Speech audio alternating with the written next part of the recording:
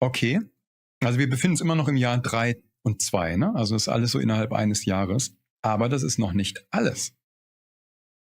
So, nochmal 2 Monate weiter. Und wir sind ja noch gar nicht bei den Punkten, wie sie jetzt geführt wurden. Ne?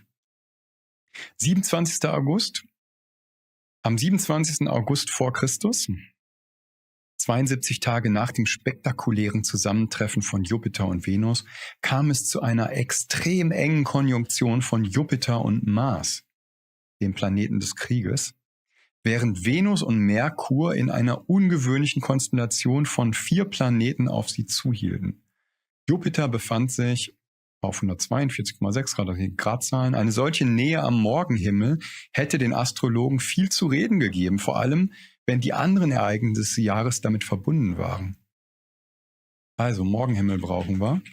So, und am östlichen Horizont, jetzt sehen wir es hier, haben wir also hier wieder Sternbild Löwe, da ist der Mond und hier unten sind eigentlich fast alle Planeten zusammen, ne? Jetzt nicht alle. Aber Venus ist hier, Jupiter, Mars, Merkur. Also, ja, alles, was Rang und Namen hat, ist hier allen Planeten mal eben zusammen zu sehen. Und sowas ist halt einfach verdammt selten.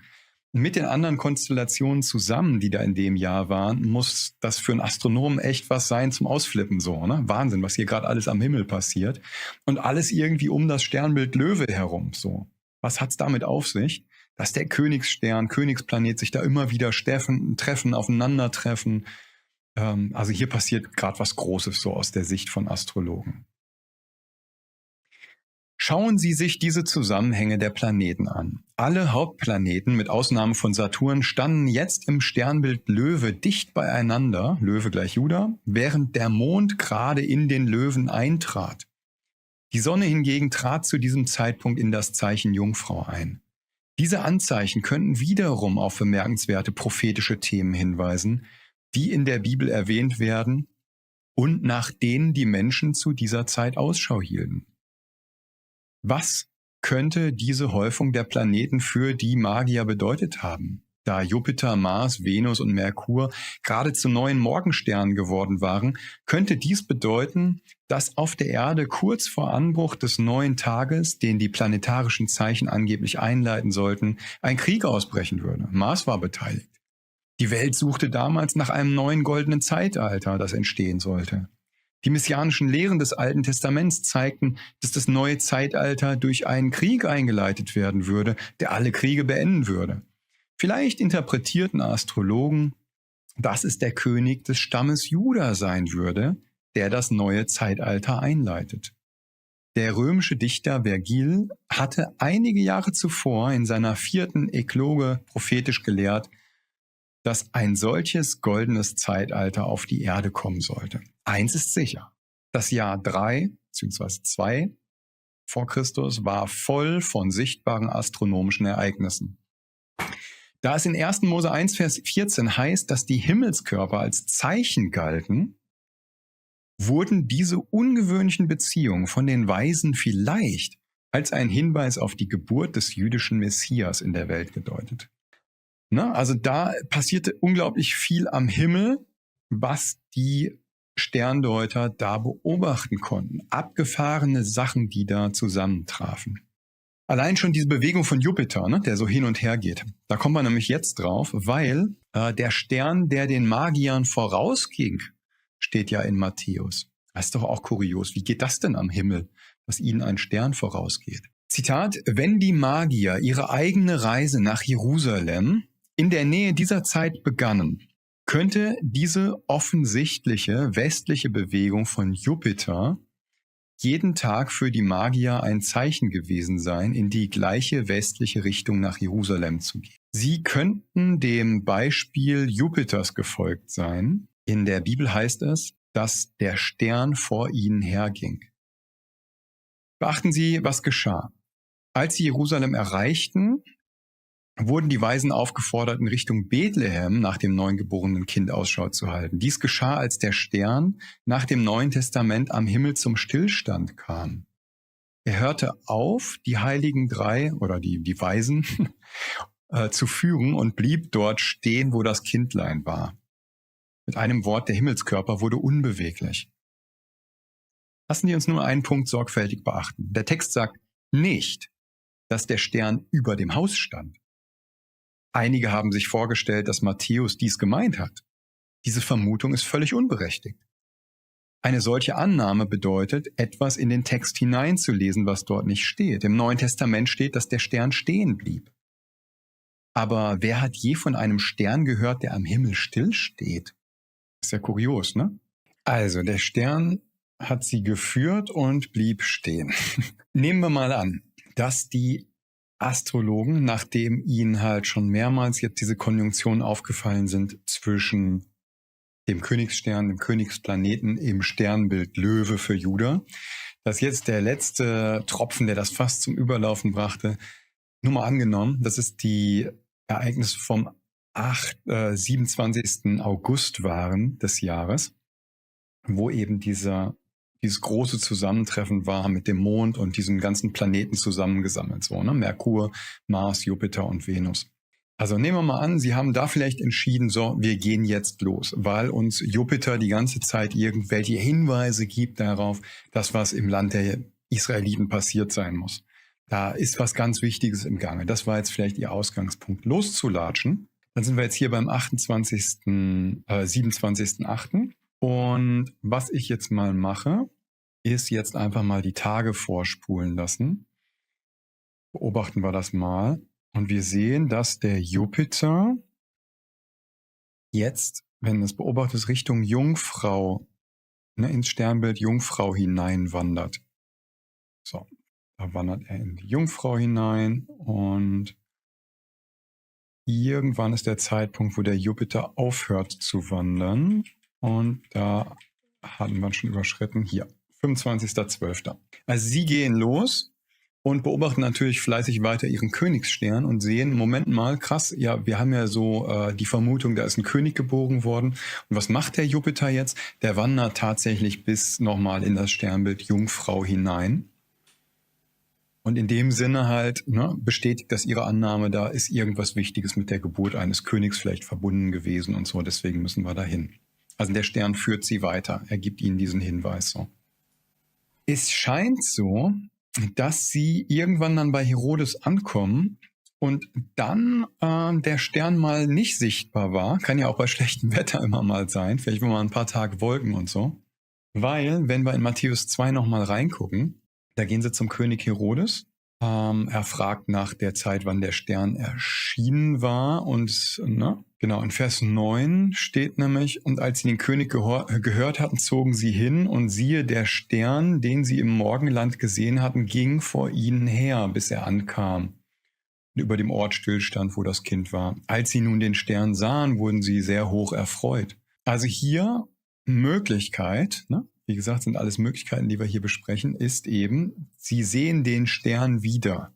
Also sie gehen zu Herodes, reden mit ihm darüber, es wird nachgeforscht und in der Zeit ist der Stern vielleicht nicht so sichtbar. Aber dann, wenn sie in dieser Zeit um den 25. Dezember nämlich da waren, würde am Himmel Folgendes passieren. Wir gehen jetzt mal in die Uhrzeit, wo sie normalerweise so beobachtet haben, so kurz vor Sonnenaufgang und gehen jetzt mal 20 Tage zurück. Und sie beobachten ja, dass Jupiter von einem Sternbild ins andere wandert. Jetzt spulen wir nochmal vor. So, und sagen wir mal, Sie gucken jetzt so am 23. bis 25. an den Himmel. Was werden Sie feststellen? Dass der Jupiter da plötzlich stillsteht in diesem Sternbild. Jupiter wird plötzlich stationär. Also er wandert nicht mehr von einem Sternbild zum anderen, sondern er bleibt im Sternbild Jungfrau stehen.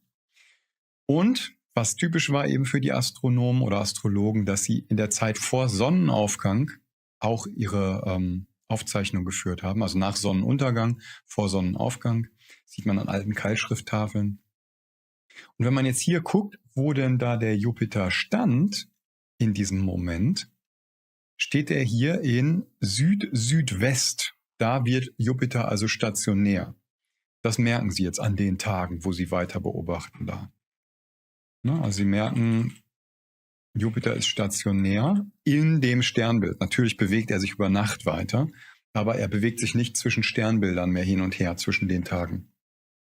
Also Jupiter wird stationär in Blickrichtung von Jerusalem aus Süd-Südwest Und oh Wunder, was liegt denn da?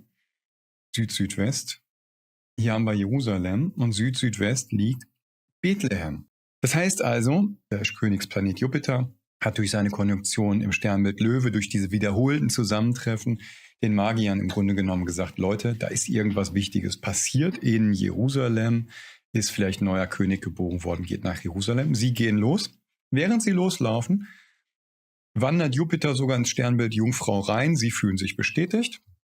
Sie sind bei Herodes und im Grunde genommen, als der Stern wieder sichtbar und stationär wird, steht er morgens bei den Beobachtungen in Blickrichtung Bethlehem. Sie bekommen sogar gesagt, ja, Bethlehem ist auch vorausgesagt worden in den Heiligen Schriften. Ja, und dann gehen sie nach Bethlehem und treffen da eben auf das kleine Kind. Nicht auf ein Baby, sondern auf ein kleines Kind. Das merkt man auch daran, dass der Herodes jetzt in Reaktion des Ganzen die Kinder töten lässt. In Matthäus Kapitel 2, Vers 16, er wurde zornig, er sandte hin und ließ alle Knaben töten, die in Bethlehem und in seinem ganzen Gebiet waren, von 2 Jahren und darunter. Also 2 Jahre oder unter 2 Jahre, ne? Die sollten jetzt getötet werden, die Kinder. Warum? Er sagt, nach der Zeit, die er von den Weisen genau erforscht hatte, wird hier extra nochmal angegeben. Also wenn die ihm jetzt gesagt haben, wir sind losgegangen, weil letztes Jahr im August fing ein besonderes Zusammenspiel zwischen Sternen am Himmel statt. Letztes Jahr im August war das erste Mal, dass da eine Konjunktion war zwischen Jupiter und Regulus, zwischen dem Königsstern und dem Königsplanet, ne, im Sternbild Löwe. Wenn sie ihm das mitgeteilt haben, was sie gemacht haben werden, dann wird er gewusst haben, Moment mal, ich muss jetzt zurückrechnen. Wir haben jetzt Dezember, also die Monate hießen da anders, ne, aber der Einfachheit halber, wir haben jetzt Dezember. Die haben letztes Jahr im August das festgestellt, dass da diese erste Konjunktion war. Das heißt also, das ist schon mal 14 Monate. Jetzt ist da dann aber die Frage so, ist das ausreichend? Ne? Was für ein Datum war da genau? Wurde das Kind da schon geboren oder nicht? Also sozusagen auf Nummer sicher zu gehen, sagt er, ich gehe noch weiter. Ich sage jetzt nicht nur 14 Monate, sondern ich gehe direkt auf 2 Jahre. Ich lasse die Kinder töten. Wäre es wirklich ein Baby gewesen, also hätten die Astrologen ihm gesagt, so, nee, jetzt wird gerade ein Kind geboren, dann hätte Herodes natürlich gesagt, so, dann lasse ich jetzt die Babys töten. 1 Jahr und drunter so, aber nicht 2 Jahre. Also ist ja bis zum 3. Lebensjahr ist man ja 2 Jahre alt, also fast 3 Jahre alte Kinder so, ne, die getötet wurden. Ja, also da merkt man, Punkt 1, der Stern von Bethlehem ist wahrscheinlich, also ich finde es relativ interessant zumindest, diese Erklärung, dass da verschiedenste Konstellationen am Himmel zustande kamen und aufeinandertreffen, die eben für Sternenbeobachter eine absolute Seltenheit sind. Und in dieser Masse gibt sowas halt wirklich unglaublich selten, dass da eben in einem Jahr so viele Ereignisse am Himmel stattfinden, so viele Konjunktionen in der Form. Also da haben wir schon mal eine Erklärung für diesen Stern von Bethlehem, warum sie überhaupt nach Jerusalem gegangen sind. Dann eben die Erklärung dafür, dass der Stern stationär wurde. Sie sahen ihn über dem Ort, über Bethlehem, und da wurden sie auch hingeschickt und haben dann im Haus in Bethlehem das Kind getroffen.